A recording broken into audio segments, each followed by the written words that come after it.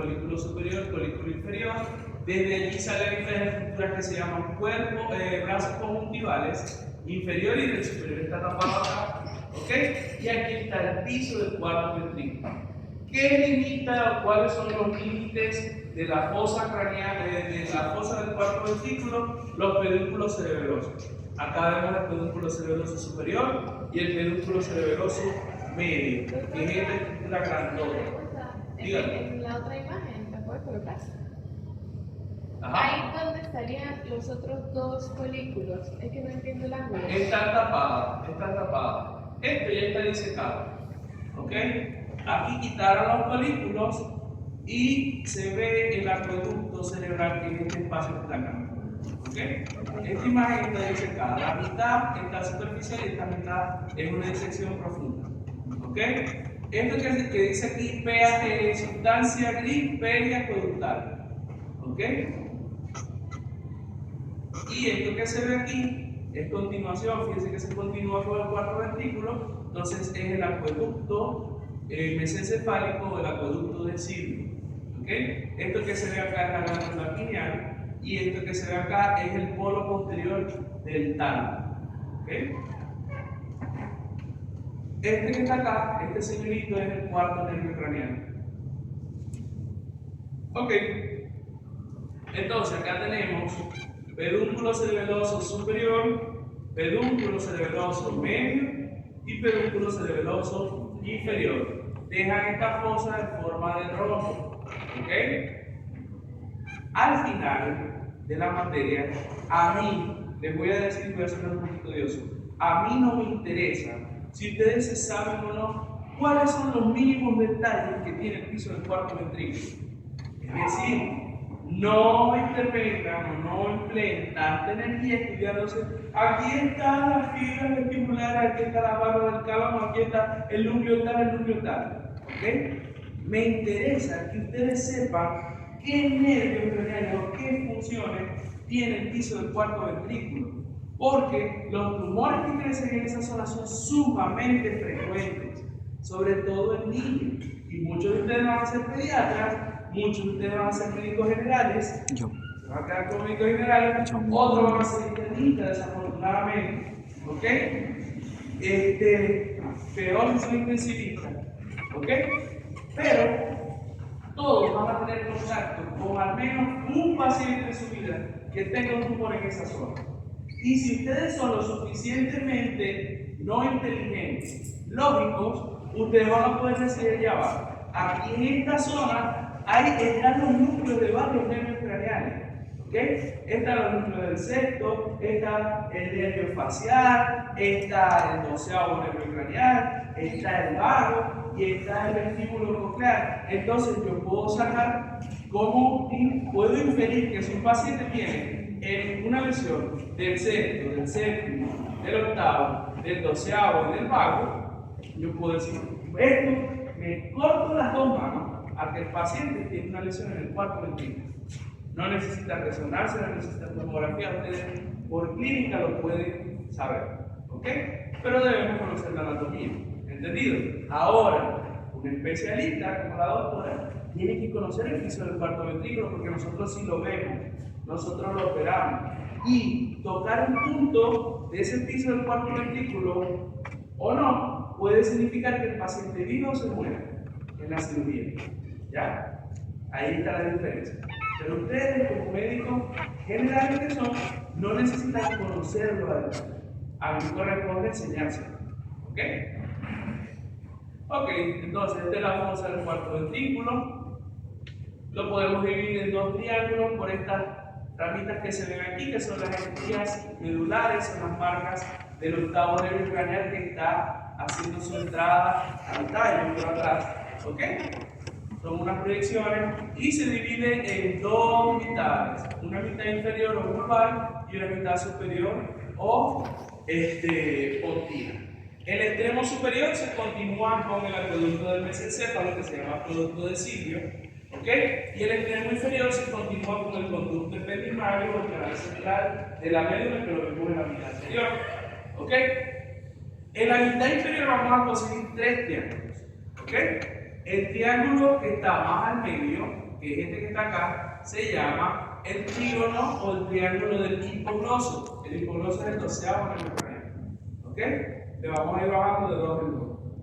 Lateral a este y más profundo va a estar el trígono inferior o trígono del vago. En algunos textos lo vamos a decir como fobia inferior o ala gris. ¿Ok? Y lateral vamos a tener este espacio que no es tanto triangular, sino más como un trapecio, algo así, que se llama trígono o área vestibular. El área vestibular abarca todo lo que es esta zona y esta zona aquí arriba. ¿Ok?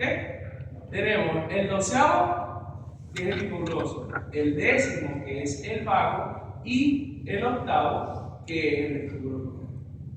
¿Ok? El hipogloso también se le dice ala blanca. Ala blanca interna y el vestibular sería el ala blanca externa. ¿Ok? Por arriba tenemos este surco que me separa el área vestibulonuclear del resto de áreas. ¿Ok? Que se llama surco limitar. Y tenemos una excrescencia, un relieve que lo forma el colículo facial. ¿Cómo está compuesto el colículo facial? Es el sexto rodeado de las fibras del séptimo nervio craneal. ¿Ok?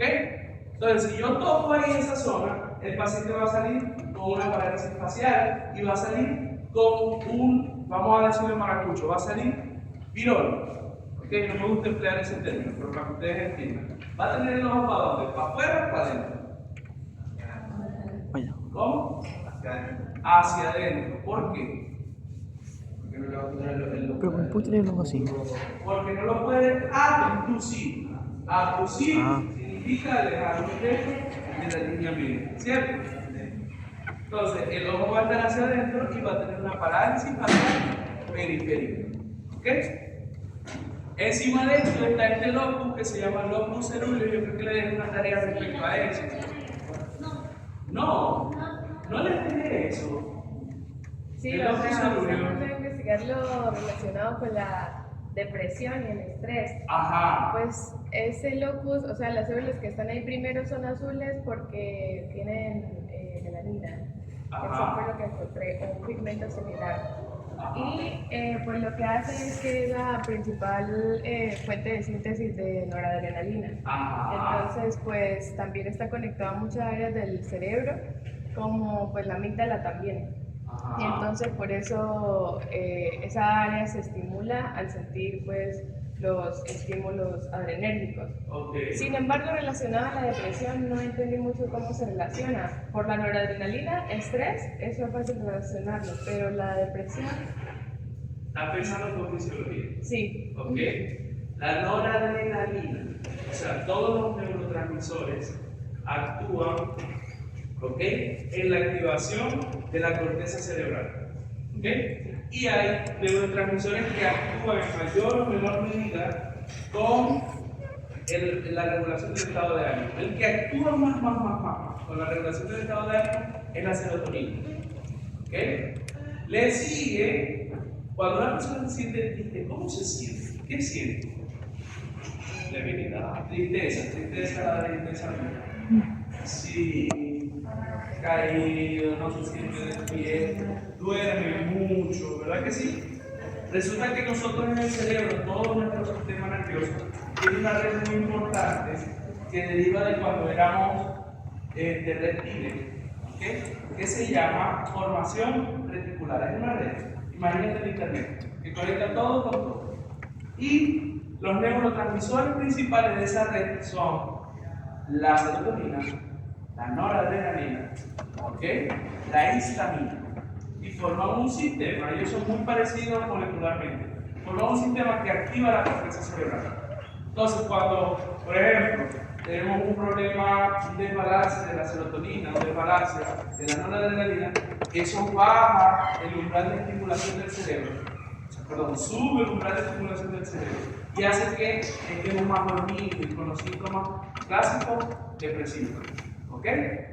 Además de eso, cuando se hiperactiva el locus cerúleo, dígalo, O sea, además de eso, también yo investigué porque no le encontraba lo de la depresión, porque lo que decían es que como es un núcleo tan pequeño, todavía no se han encontrado las herramientas adecuadas para investigar. Sin embargo, la asociación con el dolor. Él, al sentir un estímulo de dolor agudo, él se va a estimular y va a liberar noradrenalina para que tenga un efecto analgésico. Sin embargo, si es un dolor crónico que perdura en el tiempo, su sobreestimulación va a ser todo lo contrario, va a facilitar el estímulo del dolor. Exactamente. ¿Qué más, doctora? Como se dice, más capacitada, poco actividad poca, capacidad de una comunicación, porque su voluntad. Pero si no viene mucho, puede estar relacionada con la ansiedad.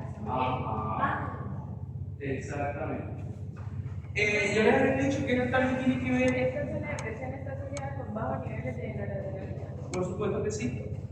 Y También, de hecho, hay antidepresivos, ¿ok?, que regulan los niveles de serotonina y de noradrenalina. Por ejemplo, la faxina, la ciclorbenzapina, o sea, los antidepresivos tricíclicos funcionan así. Yo les había dicho de una serie, ¿no? La casa de la mansión House Hill, que había un personaje.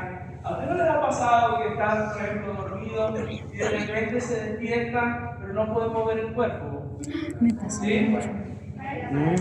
pasa casi todo el día. Se llama eso. porque también está relacionado con la Está relacionado con eso. ¿Ya? El núcleo de repente dice, O sea, que no "Ah, se esto dispara". es común". Se activa el cerebro, la corteza cerebral, tú te despiertas, ¿ok? Pero como tu cuerpo, todavía el cerebro está dormido, digamos, está en modo de reposo, estás en ese lapso en el que no, o sea, tus músculos están todavía relajados, les cuesta arrancar, está arrancando un poquito, ¿ok?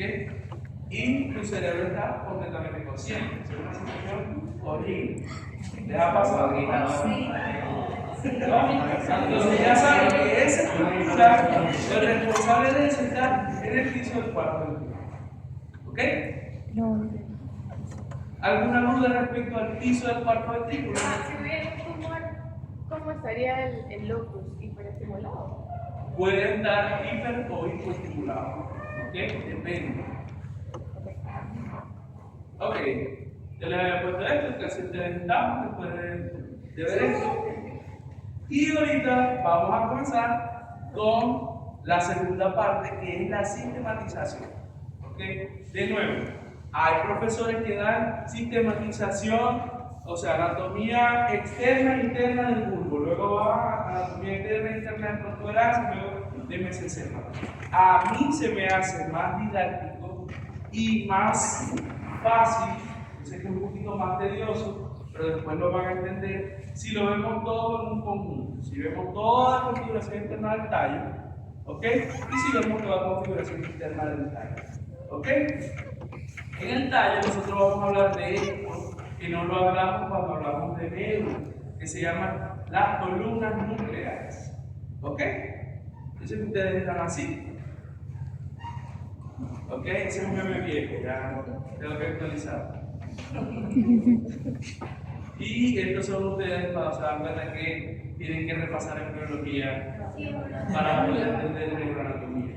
Entonces yo creo que es el mejor consejo. Entonces, volvemos a lo mismo. Tenemos el tubo neural, por lo menos le dio la profesora Zully, ¿verdad? Que es un amor. María Gabriela, que también es un amor, por cierto. Pero bueno, tenemos el tubo neural con sus tres, el extremo craneal con sus tres vesículas clásicas, prosencéfalo, mesencéfalo, romencéfalo, como explicó la doctora. Luego, estas tres se van a dividir. El prosencéfalo se divide en tres, dos telencéfalo y un diencéfalo. El mesencéfalo dice: yo no voy a cambiar, voy a mantener mi esencia. Y el romencéfalo evoluciona y se divide en el encéfalo, que origina la protuberancia y el cerebelo, y el mielencéfalo, que origina el bulbo raquídeo. ¿Qué pasa? Que Dios dice, bueno, o el quien ustedes crean, dice, vamos, esto está muy fácil, vamos a ponerse lo más difícil, y vamos a ver ese tallo como una patita. ¿Ok? Entonces, ¿qué pasa? Se empieza a formar el cuarto ventrículo. Se abre como una patilla por atrás, y la sustancia que estaba derivada de la placa alar que tiene una función sensitiva, decidió moverse. Ahora se movió y ya no está atrás, sino que está hacia un lado. ¿Ok? Esto es anterior, esta es la sustancia gris que viene de la placa basal, que es motora, y esta es la sustancia gris que deriva de la placa alar, que ya no está aquí atrás posterior, bonito como en la médula, sino que ahora está de un lado. ¿Entendido? ¿Sí? ¿Seguro? ¿Hay alguna duda?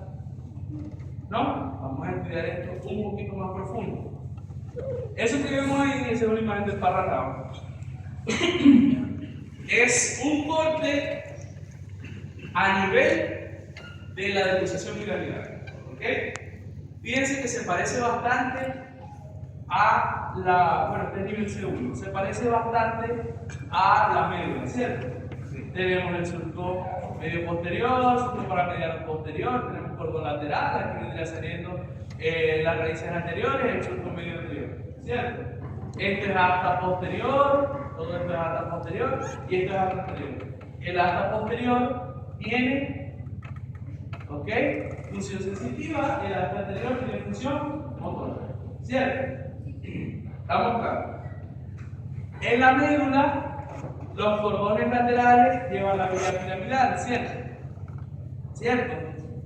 Sí, claro. Ok. Y los cordones posteriores llevan la vía de Golgi-Burdach, ¿cierto? Sí. Los cordones anterolaterales, los cordones laterales en su extremo anterior llevan la vía de los espinotalámicos, ¿cierto? ¿Recuerdan? Espinotalámico lateral y espinotalámico anterior. Ok, si tienen alguna duda, por favor me lo dicen. Ok, ¿qué sucede cuando, ok, la vía piramidal se descruza? La vía piramidal viene viajando por la pirámide, ¿verdad que sí? Las pirámides están en la cara anterior o posterior del cuerpo. Anterior. Y en la médula, no tenemos marcadores. En la médula, la vía piramidal va por dónde.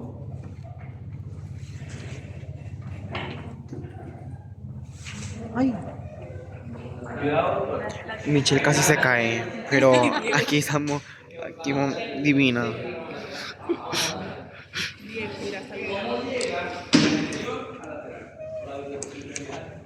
Y aquí el profesor va a explicar una cosa. Esto es Ya, mamá. médula.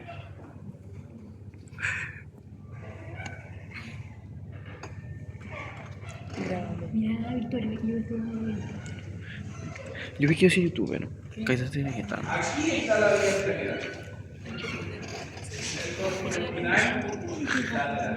¿Ok? Y aquí está el córtico espinal anterior. Yo no entiendo. ¿Cierto? Yo tampoco, pero Dios proveerá.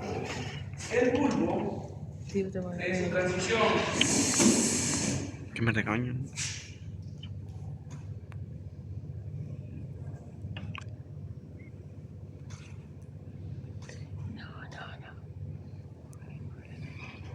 con la médula es muy parecido así. ¿Ok? Aquí viene la vía piramidal.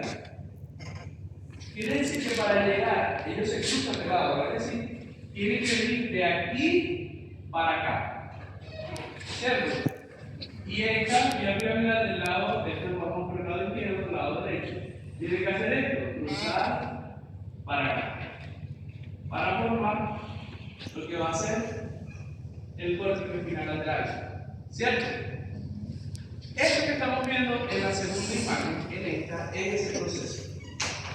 Cuando la vía piramidal se cruza, que agarra para atrás, ella separa, decapita el asta anterior. La separa. Ella le dice, permisito, ¿cómo es que dice? Permisa. Permiso que aquí Con permiso.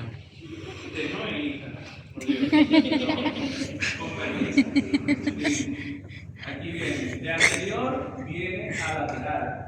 ¿Qué pasa con el asta anterior que viene aquí? ¡Pum! La separó en una columna gris posterior, ¿ok?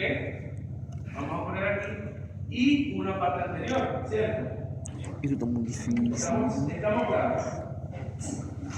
Vamos a tener Esto se va a separar en una columna motora posterior y en una columna motora anterior, porque por aquí paso la vía piramidal. ¿Ok? Para llegar aquí. ¿Entendido? Sí. Entonces vamos a tener una columna motora posterior y una columna motora anterior. ¿Estamos claros? Sí, ¿verdad? ¿Qué sucede? Que después, aquí, ustedes recuerdan el fascículo de Gori Burlash, que llegan a los núcleos de Gori Burlash que están en el pulpo, ¿cierto? Y desde allí se descruzan, porque todo lo que va al cerebro es cruzado, ¿cierto? Ellos también dicen, yo tengo que cruzar, no me importa que se interponga en mi camino, ¿ok? Y esas vías que vienen por aquí atrás se decruzan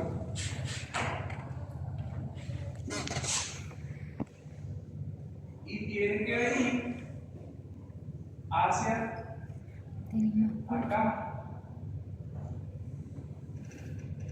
Ay, chico.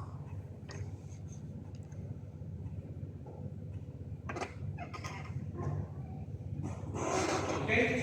Para formar lo que van a hacer una estructura que se llama menisco medial. Si vieron en su libro, sale la vía de los cordones posteriores, el lash menisco medial.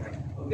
Esa decusación, ¿ok?, separa o decapita el asta posterior, la decapita en dos columnas más. Vamos a tener una columna sensitiva posterior y una columna sensitiva anterior. ¿Estamos claros, verdad? Tengo dos columnas sensitivas posteriores, una columna sensitiva posterior de un lado, otra columna sensitiva anterior del otro lado, columna motora posterior y columna motora anterior. ¿Verdad que sí? ¿Es difícil? No. Tengo esto básicamente, fíjense. Columna sensitiva posterior, columna sensitiva anterior, columna motora posterior, columna motora anterior. ¿Cierto? ¿Qué me queda aquí en el medio? Si recordamos, esto que está cercano a la base de las astas posteriores y de las astas anteriores tiene funciones viscerales, ¿cierto? Entonces yo voy a tener columnas viscerales anteriores y posteriores. ¿Es difícil eso? No, ¿verdad? Lo mismo que veníamos viendo en médula, pero ahora están separados por grupitos. ¿Ok? ¿Estamos claros? Ok. ¿Qué sucede? Cuando Dios dijo, bueno, vamos a leer 4 ventrículos como una patilla, estas columnas empezaron a moverse. ¿Ya? Si yo agarro, yo tengo, vamos a imaginarse un pan. Ustedes tengo que agarrar un pan, tengo mucha hambre, ustedes agarran y lo abren así, ¿verdad? Lo que estaba pegado a la línea media y está cerca de lo que ustedes abrieron, y ustedes abren el pan, al final termina desplazándose más, ¿cierto? Mientras que lo que está aquí anterior o alejado de lo que ustedes abrieron se mueve poco. ¿Verdad que sí? ¿Estamos claros? ¿Se entiende lo que les quiero explicar? Esto está pegado a donde se va a abrir. Si yo lo abro, ¿qué se desplazó más? ¿Lo que está hacia acá o estos extremos? Los extremos. ¿Ya? Entonces, ¿qué sucede cuando el cuarto ventrículo empieza a abrirse?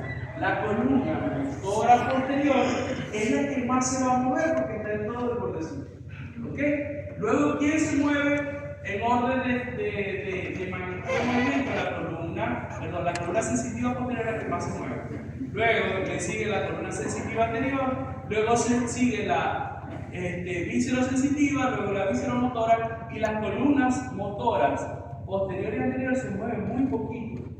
¿Ok? ¿Se abre posterior o anterior? Por supuesto, se abre por atrás. ¿Ya? Recuerden mi mano. Se abre por atrás. ¿Eso es la disposición de los núcleos de la lateral? Por supuesto que sí. Lateral sensitivo que Por supuesto que sí. Por supuesto que sí. Entonces, esto que venía bonito, parecido a la médula, termina siendo algo así. ¿Ya? Parece una cosa loca. ¿Cuál creen ustedes que es esta? La motora. Este es un 6 y este es un 8. Y este es un 9. Esta que está acá es la motora anterior, ¿ok? Motora posterior. Víscero-motora, víscero-sensitiva, sensitiva posterior, sensitiva anterior, perdón, sensitiva posterior. Fíjense dónde terminó. Hizo un arco de movimiento posterior. Esto que está acá, motora anterior, ¿ok? Motora posterior, víscero-motora, víscero-sensitiva, sensitiva anterior y sensitiva posterior. ¿Ok? Igualito eso lo vamos a profundizar. ¿Ya? Lo que quiero que entiendan es que lo que en la médula era asta, simplemente una asta anterior, asta posterior, cada una con sus respectivos núcleos, en el tallo van a ser columnas. ¿Ok? Va a ser una columna sensitiva posterior, una columna sensitiva anterior, una columna motora anterior, una columna motora posterior, una columna víscero-sensitiva y víscero-motora. ¿Ok? ¿Me siguen? En algunos textos ustedes van a ver por nombres un poquitico más complejos. Columna aferente visceral especial, columna aferente visceral general, columna visceromotora, columna visceral especial, ¿ok? Columna motora. Entonces, para que no se me enrede, sigan este ejemplo. ¿Entendido? Dos columnas sensitivas, dos columnas motoras, dos columnas viscerales. ¿Entendido? Ok. ¿Podrías repetir, por favor? Por supuesto que sí, doctor. No solamente la parte de la de No me interesa que se aprendan los nombres ahorita de semana porque vamos a tener bastante rato para aprender. ¿Ok? Igual yo no voy a preguntar, esta columna está ubicada aquí. Me interesa que entiendan el porqué de las cosas. Esto es embriología. Todavía no hemos entrado a neuro en la columna. ¿Ok? Ok. Entonces, ¿qué pasa en el tallo que hace que la anatomía sea tan diferente y tan abstracta? Pasan tres fenómenos. El primer fenómeno, la decusación piramidal. La decusación piramidal decapita las astas anteriores. ¿Ok? Segundo paso, decusación sensitiva decapita las astas posteriores. Y tercer fenómeno, el tallo se abre como una patilla. ¿Cómo lo decimos bonito? Apertura del cuarto ventrículo. ¿Qué hace? Se mueven las columnas nucleares. ¿Ok? ¿Estamos claros? Se mueven. ¿Quiénes se van a mover más? Las que están más cerca de donde se abrió. ¿Quiénes se van a mover menos? Las que están más lejos de donde se abrió. ¿Ya? ¿Quiénes están más lejos? Las columnas motoras. ¿Quiénes están más cerca de donde se abre? Las columnas sensitivas. ¿Por qué? Porque lo que se abre por detrás. ¿Y qué está por detrás en la médula? Las astas posteriores. ¿Y las astas posteriores tienen qué función? Sensitiva. ¿Ok? Entonces, vamos a tener 6 columnas grises. ¿Ok? ¿Tienen alguna duda con esto, doctores? ¿No? ¿Seguros, no? Ok. Vamos a tener 2 columnas motoras, una anterior y una posterior, 2 columnas sensitivas, una anterior y una posterior, y 2 columnas viscerales, que va a ser visceromotora y viscerosensitivas. ¿Ok? En algunos textos ustedes los van a conseguir de esa manera. ¿Ok? Eso está en inglés. Se los muestro. Tenemos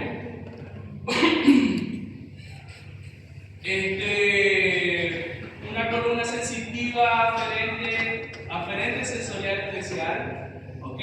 Una columna aferente sensorial general, una columna aferente sensitiva visceral, aferente visceral general, ¿ok? Le ponen nombres diferentes, pero es el mismo concepto. ¿Ok? Las que son motoras, eferentes somáticas, fíjense cómo están pegaditas a la línea media. ¿Ok? Las que son visceromotoras, que sería ¿ok? Están al lado de la línea media, al otro, o sea, justo al ladito. Aferentes, visceral general, ¿ok? Que son visceromotoras, que están más alejaditas. Y las sensitivas van a estar más hacia la vía o hacia el borde lateral del tallo. ¿Ok? Entonces el tallo, lo que es motor es anterior y está medial, está pegado a la línea media, y lo que es sensitivo es posterior lateral. ¿Ok? ¿Estamos claros? ¿Sí? Quiere decir que si yo hago y abro el tallo, cuando estoy operando al paciente, nosotros solamente lo operamos por atrás. ¿Ok? Si yo opero el tallo y lo corto por los lados, ¿ok? Y por atrás, estoy afectando la función sensitiva o la función motora. Sensitiva. Si un paciente tiene un ACV, un accidente cerebrovascular en el tallo, y le afecta la cara anterior y cerca la línea media, ¿qué funciones va a perder? ¿Las sensitivas o las motoras? Las motoras. Pero si le da afectando la parte posterior y lateral del tallo, ¿qué funciones va a perder? Las sensitivas. ¿La visceral también? ¿Cómo? Visceral también, ¿no? Puede tener alteraciones viscerales. ¿Ok? Obviamente, esto tiene los nombres gringos, ¿no? Tiene los nombres diferentes, a ellos les gusta mucho eso. Eferente visceral. Nosotros, ¿ok? Para poder entender, tenemos que verlo así: visceromotora, viscerosensitiva. Por ejemplo, la motora anterior, que es la que menos se mueve, tiene los núcleos en el mesencéfalo, los núcleos del tercer y cuarto nervio, la protuberancia, el núcleo motor del trigémino, y en el bulbo tenemos la porción del 12º nervio craneano. ¿Ok? La visceromotora tenemos 9, 10 miones, núcleo ambiguo, facial y núcleo motor del trigémino. Luego le sigue las visceromotoras, núcleo de Diller-Westphal, que lo vamos a conocer más adelante, núcleo salivatorio y núcleo dorsal del nervio vago, que tiene funciones viscerales. El nervio vago, recuerden que llega hasta el intestino. ¿Ok? Viscerosensitiva, núcleo del tracto solitario, ¿ok? Que es el que nos permite sentir sabores, saber cómo está el flujo sanguíneo hacia la cabeza, ¿ok? Núcleo sensitivo, vamos a poner de la columna posterior, tenemos el núcleo sensitivo del trigémino, y núcleos especiales, los núcleos reticulares y corticales, ¿ok? Que serían los que están más de la columna posterior. ¿Estamos claros? ¿Alguna duda? ¿No? Sé que hay muchas dudas. Pregunten. No esperen el examen. Les adelanto que este examen es más difícil. Es más difícil que el de la unidad que sigue, es más difícil que el de cerebro y es más difícil que el de médula. Entonces, si tienen dudas, pregunten. Sobre todo la doctora que está trabajando por teléfono. ¿Ok? Aquí tenemos cómo se ven esas columnas.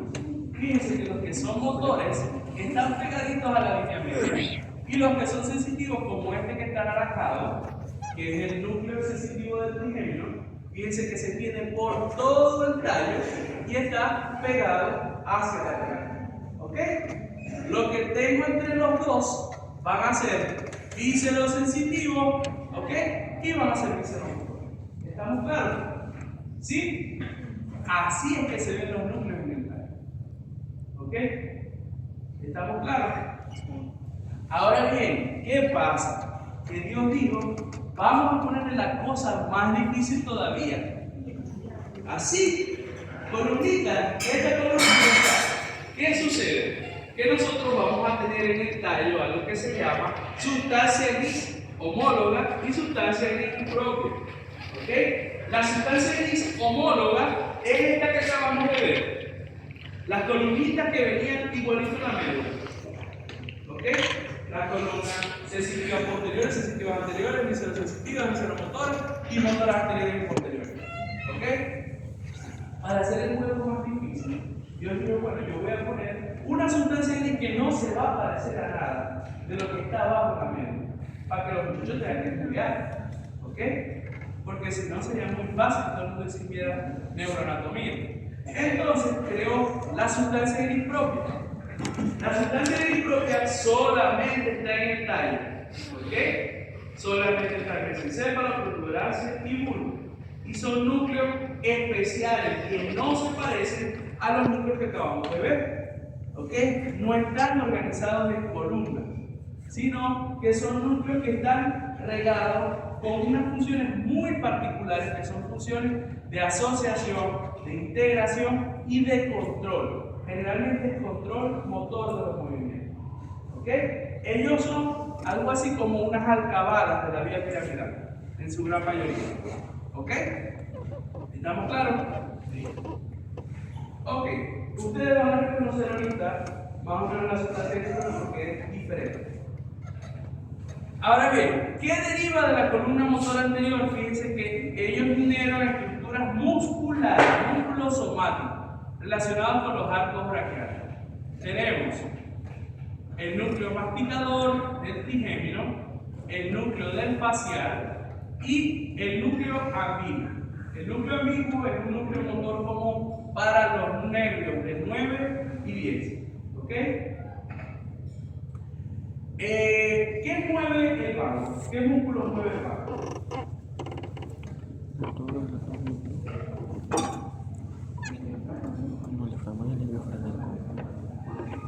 ¿Qué cosa? El diafragma.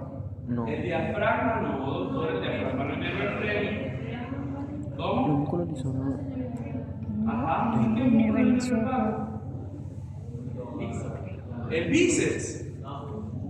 ¿Quién dijo el bíceps? El intestino. El músculo liso del intestino. ¿Qué otro músculo? El corazón. Los El de corazón la es un laringe. músculo. Los de la laringe, claro que sí. Los de la faringe. ¿Ok? Ustedes tragan gracias al vago. Ustedes hablan gracias al vago y a los faringes. ¿Ok? Entonces, esos músculos derivan o se mueven gracias a la acción de esta columna motora anterior por medio del núcleo ambiguo. ¿Ok? ¿Dónde, por lógica, dónde debería estar el núcleo ambiguo? ¿Pegado a la línea media o hacia los extremos laterales y posteriores del tallo? Pegado a la línea media. ¿Ok? ¿Dónde debería estar el núcleo del facial? También pegadito a la línea media. Y piensen que el núcleo del facial está cerquita de la línea media formando el folículo facial. Está rodeando el núcleo del sexo que también está en la línea media. ¿Ok? Derivados de la columna motora posterior, vamos a tener los músculos que no están relacionados con los arcos braquiales. Por ejemplo, los músculos extraoculares, donde tenemos el núcleo del óculo motor, el núcleo del troclear, el núcleo del abducen, es decir, tercero, cuarto, sexto, y la lengua, aunque en algunos textos ustedes van a ver que se desarrolla por los arcos braquiales, realmente los músculos vienen de una estructura que se llama somitas occipitales, ¿ok? No vienen de los arcos braquiales, y por eso tenemos acá el núcleo del hipogloso, ¿ok? Los núcleos que conforman la columna sensitiva anterior procesan estímulos sensoriales, no estímulos sensitivos. ¿Cómo es eso de núcleos estímulos sensoriales? De los sentidos, el gusto, de Ajá. las sensaciones, el gusto, el oído, los sentidos, relacionados con los sentidos. Los sentidos, ¿y por qué no es sensitivo eso? Porque, o sea, bueno, no sé, yo me lo aprendí como que el sensitivo viene de ambos son estímulos externos, pero se relacionan con el tacto, con el dolor, con el frío, con la presión. Con las modalidades sensitivas que vimos en la médula, Y los ¿cierto? sensoriales con los sentidos de visión. Tenemos propiocepción, sentido del peso, posición, todo eso es sensitivo. Sensorial requiere un estímulo especial. ¿Ok? ¿Cuáles sensores tenemos nosotros en general? Por ejemplo, nosotros podemos sentir un campo magnético. No. Este modelo no viene todavía con NFC, con carga inalámbrica y cosas así. ¿Verdad que sí? ¿Podemos sentir o percibir la luz? Sí. Podemos percibir el movimiento del aire. Pues sí. ¿Sí? Podemos percibir las ondas sonoras. Sí, ¿verdad? Podemos percibir los olores, sustancias químicas que están flotando en el aire. Podemos percibir las sustancias químicas iguales, pero que están disueltas en cualquier otro medio que no sea el aire. ¿No? Por ejemplo, si usted agarra cloruro de sodio y lo diluye en agua y se pone una gota de eso en la lengua, usted dice, esto tiene un sabor diferente al del agua. ¿A qué sabría? Sal. ¿Verdad que sí? Sabría salado. ¿Ya? Entonces, esos son los sistemas sensoriales. La visión, el olfato, el oído. ¿Ok? Son Inclusive los estímulos internos, como la presión, la presión sanguínea, exactamente. Exactamente. Podemos sentir, por ejemplo, que no nos damos cuenta de la cantidad de hidrógeno que tenemos en la sangre. Podemos sentir la cantidad de dióxido de carbono, son quimioceptores. ¿Ok? Se llama quimiocepción. ¿Ok? El equilibrio también. A pesar de que el equilibrio depende de la propiocepción, el equilibrio mediado por el aparato digestivo, por el sistema vestibular, también forma parte de él. Entonces, que es muy importante que la columna sensitiva anterior se encarga de los sentidos. ¿Ok? La vista no llega al tallo. El olfato no llega al tallo. Entonces me queda de todos los otros nervios craneales, me quedaría solo el auditivo, el vestibular, que es el octavo nervio craneal, ¿ok? Y los núcleos que procesan el sabor. ¿Ya? ¿Cuáles serían? Facial, noveno y décimo. Que a su vez el noveno y el décimo también nos permiten sentir la quimiocepción por medio de los carbonos. ¿Ok? Entonces, estos son los núcleos que forman parte de o que derivan de la columna sensitiva anterior. De la columna sensitiva posterior vamos a tener solo el núcleo, o forma un solo grupo de núcleos, que es el núcleo del trigemio, que tiene una porción mesencefálica, una porción principal que es de la protuberancia y una porción espinal. ¿Por qué se llama espinal? Porque sale desde el bulbo y llega hasta los primeros 2 a 3 centímetros cervicales de la médula espinal. ¿Okay? ¿Vieron cómo es esa sustancia gris, no? ¿Vieron que está bonita, en columnita, en circulito, no? Ahora, si ven esto, ¿qué les llama la atención? Una cosa abstracta, ¿verdad que sí? Parece un alien. Es un gusano, una tenia. ¿Ok? Esto que está acá es sustancia gris propia. Fíjense que es diferente. ¿Ok? Es algo que es disruptivo, no va con lo que es la anatomía normal. Esto que vemos acá es el núcleo olivar inferior. ¿Ok? Que forma un complejo que se llama complejo olivar inferior, donde está esto que está aquí y esto que está aquí, que se llaman paraolivas. Esta es la paraoliva interna, paraoliva externa y el núcleo olivar. Vean esta forma porque vamos a ver esta forma en varias oportunidades. ¿Okay? ¿Qué es lo anterior y lo posterior ahí? ¿Qué? ¿Qué es lo anterior y posterior? Anterior es esto, esta es la pirámide, ¿okay? Donde está la vía piramidal. Esta es la oliva, ¿okay? Donde está el núcleo olivar, y este es el surco retroolivar, este es el surco preolivar. ¿Okay? Entonces, ¿qué conexiones tiene el complejo olivar inferior, que ya es sustancia gris propia del bulbo? Vamos a ver que las conexiones van a ser la corteza cerebral, los núcleos basales que controlan la vía extrapiramidal, el núcleo rojo, que lo vamos a conocer, y la sustancia negra, que también es sustancia gris propia. ¿Y con qué se conecta o qué sale de este núcleo? Bueno, conexiones hacia el cerebelo y conexiones con la médula espinal. ¿Recuerdan cuando vimos las vías descendentes? Que yo les dije, van a haber un montón de fascículos que vienen del tallo, de esto, de esto, de esto. Cuando vayamos viendo, los vamos a ir conociendo. Desde ese núcleo sale un fascículo que se llama olivo espinal y que forma parte de la vía extrapiramidal. Entonces, ¿qué función tiene el complejo olivar inferior? Control extrapiramidal de los movimientos. ¿Ya? Recuerden que la vía piramidal es oro. La vía extrapiramidal es la viuda negra. ¿Cómo es que se llamaba la organización donde formaba parte de la viuda negra? Sí. ¿Cómo? Sí.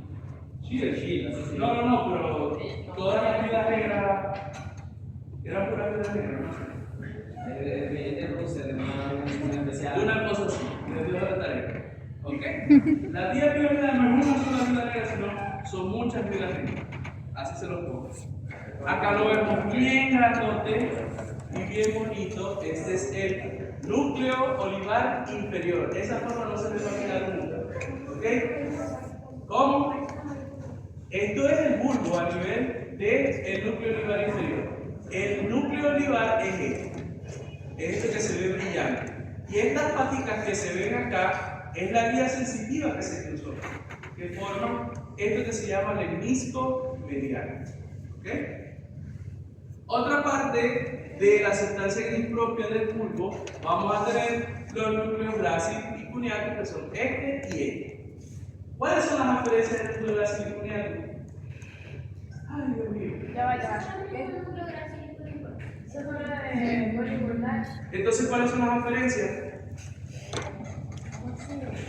¿Qué llega a ese núcleo? ¿Qué información recibe? ¿Qué fascículo hace sinapsis ahí? Ese era el tacto crítico. Esa es la vía del tacto epicrítico y la propiocepción consciente. El fascículo de Golgi y de Bulach, ¿cierto? Entonces, sus aferencias van a ser el fascículo de Golgi y Bulach. Y aquí es donde se encuentra la segunda neurona de esa vía. Recuerden que ese ejemplo que yo le puse en el cartero que no llega a la recepción, sino que se sube por la pared y de al segundo piso. ¿Ok? Aquí se ve la decusación de las pirámides. ¿Ok? ¿Con qué se conecta este núcleo? Con el núcleo ventro-póstero lateral del tálamo. En la protuberancia, nosotros vamos a conseguir varios núcleos que están regaditos acá en la porción anterior de del puente, de la protuberancia, que se llaman núcleos continuos. Son muchos núcleos muy chiquititos. ¿Qué pasa? Ustedes recuerdan que la vía piramidal venía empaquetadita, ¿verdad que sí? Ah, y este se va a empezar a separar la fibra. Exactamente. La vía piramidal en todo su trayecto, que es el de la protuberancia, viene bien empacada. Cuando llega a la protuberancia pasa como cuando el cartón piedra le echan agua, se esponja, ¿ok? Y hace que sea grande la protuberancia, pero se llama protuberancia, ¿ok? ¿Qué es lo que hace que esa vía piramidal se esponje? La presencia de los núcleos continuos, ¿ok? ¿Qué hacen los núcleos continuos? Ellos hacen sinapsis, reciben información de la vía piramidal y le preguntan, mira, ¿para dónde va este estímulo? ¿Para dónde va este estímulo? Y la vía piramidal dice, yo voy para la pierna. Y estos núcleos continuos le dicen al cerebelo del otro lado, mira, acabo de recibir información que va para la pierna y se distribuye al cerebro. ¿Ok? Entonces ellos están interpuestos en la vía piramidal como un filo. Ellos usan información. ¿Cómo? Ellos usan información porque Eso es. se lo recibe. Exactamente. ¿Ya? Ellos le dicen, cerebelo, ve que la vía piramidal está pasando y lleva esto. ¿Entiendes? Eso no es lo mismo. Como le dicen. Acá lo podemos ver, fíjense la vía piramidal que es esto que está acá. ¿Ok? Fíjense cómo está interceptada por los núcleos continuos. En el puente también tenemos otro núcleo que se llama complejo olivar superior. El complejo olivar superior no se ve como el complejo olivar inferior, es decir, no se ve de esa forma como si fuera un alien, una araña, una culebra, sino se ve como una bolita. ¿Ok? Del complejo olivar vamos a tener un núcleo muy importante que se llama núcleo olivar. ¿Qué hacen los núcleos olivares? Está interpuesto en la vía de la audición. Ellos reciben información del nervio coclear, de los núcleos cocleares, ¿ok? Y las cruzan. Ellos dos se comunican y forman algo que se llama cuerpo trapezoide, que yo creo que ustedes me escucharon precisamente decir, los profesores tenemos un cuerpo trapezoide súper desarrollado, ¿no? ¿Qué hace el cuerpo trapezoide? El cuerpo trapezoide compara la intensidad de los sonidos de un lado con el otro. ¿Ok? Y es el que nos permite a nosotros tener una audición espacial. Nos permite a nosotros saber, mira, está sonando un zancudo por aquí atrás. O ese tiro que se dio no fue un fuego artificial, fue por allá. ¿Ok? O allá, a 2 cuadras, 3 cuadras. Nos permite hacer eso. Es el que nos permite discriminar las diferencias en la intensidad de la audición. ¿Por qué los profesores no tienen una idea? Porque nosotros nos damos cuenta cuando ustedes susurran en los exámenes. Y uno sabe, mira, fue tan desarrollado que uno sabe, mira, fue la doctora que está de azul al lado de la doctora esta. ¿Me entiendes? Esa es la cosa, por eso es que lo tenemos súper desarrollado. Luego usted dijo que el cuerpo trapezoide estaba formado por la confluencia de los otros lados. Ya te voy a explicar. Esto que está acá, esto que se ve acá, esta es la cóclea. ¿Ok? Si recuerdan anatomía, la cóclea es la que se encarga de la parte del oído interno que se encarga de la audición. ¿Ok? De la cóclea sale el nervio coclear, que forma parte del octavo nervio craneal. El nervio coclear hace sinapsis en 2 núcleos cocleares, uno dorsal y uno ventral. ¿Ok?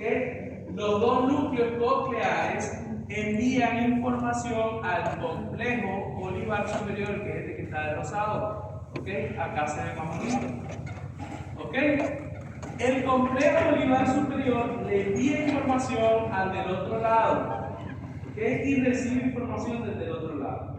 Si el estímulo auditivo que recibe el núcleo olivar superior de este lado es más intenso, él cancela del otro lado. ¿Ok? Y hace que nosotros escuchemos más o nos permite interpretar que lo que estamos escuchando viene más fuerte de un lado. ¿Ok? ¿Qué pasa? Esto que está acá es el cuerpo trapezoide, esta decusación de fibras que viene aquí. Desde el complejo olivar superior salen estas fibras que suben y suben y suben hasta llegar a esta zona que es el cuerpo, el colículo inferior del mesencéfalo. ¿Ok? Eso se llama lemnisco lateral. El lemnisco lateral tiene información de tipo auditiva. ¿Ok? Y hace sinapsis o termina en el colículo inferior. Desde el colículo inferior esa información llega al tálamo. ¿Ok? Vamos a dejarlo así hasta el tálamo.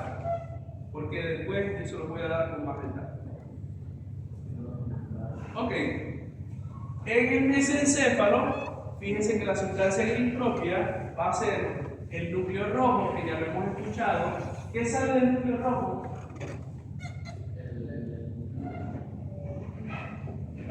El rubro espinal, el hermanito menor de la vía piramidal. ¿Verdad que sí? El rubro espinal, fíjense, está acá, el núcleo rojo, ¿ok? Este que está acá.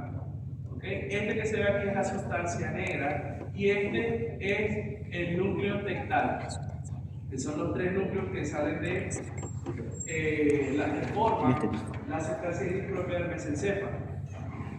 Estos 2 tienen control extrapiramidal. Este se encarga de la acomodación de la pupila y del mecanismo, del reflejo pupilar. La lámina podría iluminar, es la misma lámina que podría iluminar. Claro, sí. Ahí está este núcleo que se llama núcleo pretectal, ¿ok? Que se encarga de recibir información de la vía visual y dice, hay mucha luz o hay poca luz, vamos a controlar la cantidad de luz que entra al ojo y hace que cuando te incide luz a la retina, la pupila se ponga chiquita. Eso se llama reflejo pupilar, ¿ok? Exactamente, de los colículos superiores. ¿Cómo que no? Si no, sí, Los así. inferiores se encargan de la No, sí. ¿Ok? Vidrio. El núcleo rojo, ¿ok? El núcleo rojo recibe información, está bastante cerquita de la vía piramidal, ¿ok? Y recibe información de la vía piramidal, ¿ok? Y el dice es uno de los primeros contralores. Es uno de los primeros de que, vía piramidal, ¿para dónde va? Mira, yo voy para la rodilla derecha. Esta es mi agarre dice, su fascículo, que es el fascículo rubro espinal, mira, se va a mover la rodilla derecha. ¿Ok?